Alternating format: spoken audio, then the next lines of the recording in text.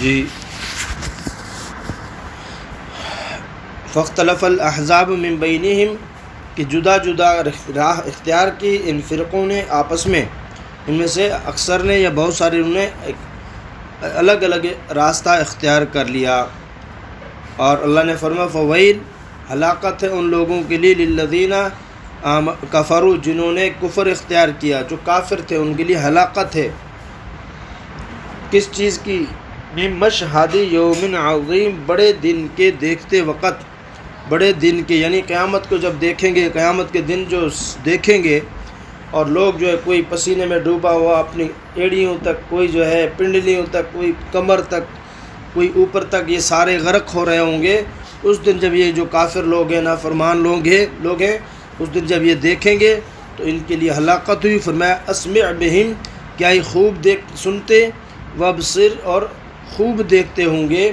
کسی یوم یأتوننا، کہ جس دن آئیں گے ہمارے پاس، لیکن الظالمون اليوم فی ضلال مبین، لیکن اس دن یہ ظالم لوگ، بے انصاف لوگ، گناہ گار لوگ،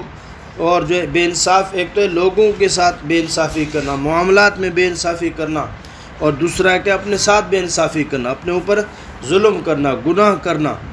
ان کے لیے کیا ہے؟ فرمایا وہ کھلی گمراہی میں ہوں گے، بہکے میں ہوں گے۔ وَأَنذِرْهُمْ یوم الحسرۃ اذا قضی الامر، آپ ڈر سنائیں ان کو اس پچھتاوے کے دن کا، یوم الحسرت، حسرت کے دن کا ڈر سنائیں ان کو کہ اس دن بہت حسرت ہوگی، اور جو ہے یوم یفر المرء من اخیہ وامہ وابیہ وصاحبتہ وبنیہ، کہ جس ایسا سخت دن ہوگا، ماں بیٹے سے بھاگے گی، باپ اولاد سے بھاگے گا، بہن بھائی ایک دوسرے سے بھاگیں گے، کوئی کسی کے کام نہیں آئے گا۔ آپ ڈرائیں ان کو اس دن سے، اذا قضی الامر، کہ جب فیصلہ ہو چکے گا، جب کام کا فیصلہ ہو چکے گا، یعنی جو دنیا میں نیک اعمال کیے تو اس کے بدلے میں نیکی اچھا بدلہ ملے گا، اور جو ہے جنت ملے گی، اللہ کی خوشنودی ملے گی، رحمتیں ملے گی، اور جو اللہ نہ کرے، اللہ کی نافرمانیوں میں لگا رہا، وہ اس دن کیا ہوگا؟ گمراہ ہوگا، اور اس دن جو ہے حسرت اٹھائے گا۔ وَهُمْ فِي غَفْلَةٍ وَهُمْ لَا يُؤْمِنُونَ، اور وہ بھول رہے ہیں، یعنی غفلت میں پڑے ہوئے ہیں آخرت سے، اعمال سے، نیکیوں سے۔ وَهُمْ لَا يُؤْمِنُونَ، اور وہ یقین نہیں لاتے، ہاں قیامت کے دن پر وہ یقین نہیں رکھتے کہ وہ بھی آئے گا، حشر ہے، قبر ہے، اور جو پلسرات ہے، حساب کتاب، اس پر یقین نہیں رکھتے، اس لیے غفلت میں۔ اِنَّا نَحْنُ نَرِثُ الْأَرْضَ وَمَنْ عَلَيْهَا وَإِلَيْنَا يُرْجَعُونَ، اور ہم وارث ہوں گے زمین کے، اور جو کوئی ہے زمین پر، اللہ کہتے ہیں یعنی ہماری ملکیت ہوگی، ہماری بادشاہی ہوگی زمین پر، اور جو کچھ زمین میں ہے، جو چیزیں زمین اس پر بھی ہماری، اور ان سب کو لوٹ کر آنا ہے ہماری طرف، یہ لوٹ کر آئیں گے، سب کے سب ہماری طرف آئیں گے۔ ہاں کیا فرمایا؟ آپ ان لوگوں کو حسرت کے دن سے ڈرائیے جبکہ جنت دوزخ کا اخیر فیصلہ کر دیا جاوے گا، جس کا ذکر حدیث میں ہے کہ جنت اور دوزخ والوں کو موت دکھلا کر اس کو ذبح کر دیا جائے گا، اور دونوں کو خلود یعنی ہمیشہ ہمیشہ اسی حال میں زندہ رہنے کا حکم سنایا جاوے گا۔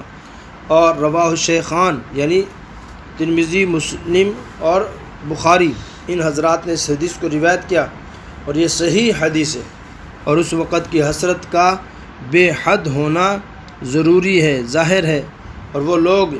جو دنیا میں آج دنیا میں غفلت میں پڑے ہوئے ہیں، وہ لوگ ایمان نہیں لاتے، یعنی آخر ایک دن مریں گے اس پر یقین نہیں کرتے،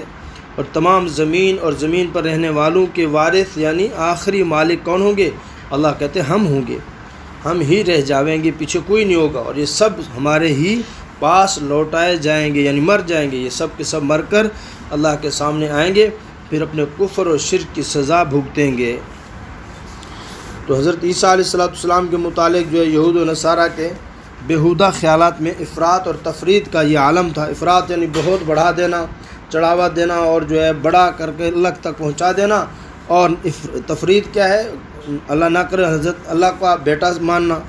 تو تعظیم میں اتنی زیادتی کی کہ ان کو خدا تعالیٰ کا بیٹا بنا دیا، اور یہود نے ان کی توہین و تضلیل میں یہاں تک کہہ دیا کہ وہ یوسف نجار کی ناجائز اولاد ہے، لا حول ولا قوت الا باللہ۔ معاذ اللہ، حق تعالیٰ نے ان دونوں غلط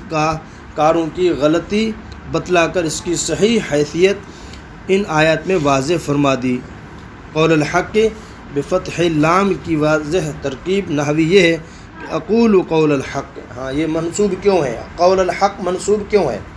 حالانکہ قول الحق ہونا چاہیے، کہتے ہیں قول الحق ہے، اقول قول الحق، اللہ فرماتے ہیں میں سچی بات کرتا ہوں ان کے بارے میں۔ بعض قراتوں میں قول الحق بضم لام بھی ہے، تو اس صورت میں مراد یہ ہوگا کہ عیسیٰ علیہ السلام خود حق تعالیٰ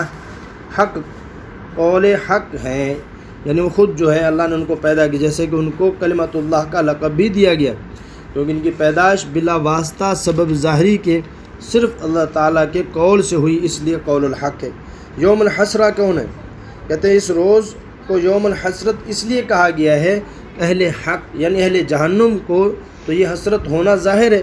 کہ اگر وہ مومن صالح ہوتے تو ان کو جنت ملتی، اب جہنم کا عذاب کے عذاب میں گرفتار ہے۔ ایک خاص قسم کی حسرت اہل جنت کو بھی ہوگی، جیسا کہ طبرانی اور ابو یعلا نے بروایت حضرت معاذ یہ حدیث روایت کی ہے کہ رسول اللہ صلی اللہ علیہ وسلم نے فرمایا اہل جنت کو کسی چیز پر حسرت نہیں ہوگی بجز ان لمحات وقت کے کہ جو بغیر ذکر اللہ کے گزر گئے۔ اور بغوی رحمہ اللہ نے بروایت ابو ہریرہ رضی اللہ عنہ نقل کیا ہے کہ رسول اللہ صلی اللہ علیہ وسلم فرمایا کہ ہر مرنے والے کو حسرت اور ندامت سے سابقہ پڑے گا۔ صحابہ رضوان اللہ علیہ اجمعین نے سوال کیا کہ یہ ندامت تو حسرت کس بنا پر ہوگی؟ تو اللہ تعالیٰ کے رسول نے فرمایا نیک اعمال کرنے والے کو اس پر حسرت ہوگی کہ اور زیادہ نیک اعمال کیوں نہ کر لیے کہ اور زیادہ درجات جنت ملتے، اور بدکار آدمی کو اس پر حسرت ہوگی کہ وہ اپنی بدکاری سے باز کیوں نہ آ گیا۔ سمجھ آ رہی؟ کہ گناہ گار کو یہ حسرت ہوگی کاش کہ میں توبہ کر لیتا، اور جن گناہوں کی وجہ سے آج جہنم کی طرف جا رہا ہوں میں ان گناہوں سے بچ جاتا، اس پر حسرت ہوگی۔ اور نیک والے جو ہیں اور زیادہ کرتا، اس جنت والے سے اوپر چلا جاتا، اور زیادہ کرتا اس سے بھی اوپر چلا جاتا، تو اس وقت جو پتہ چلے گا اپنی جنت چھوٹی ہے تو پھر یہ پریشان اور حسرت کرے گا۔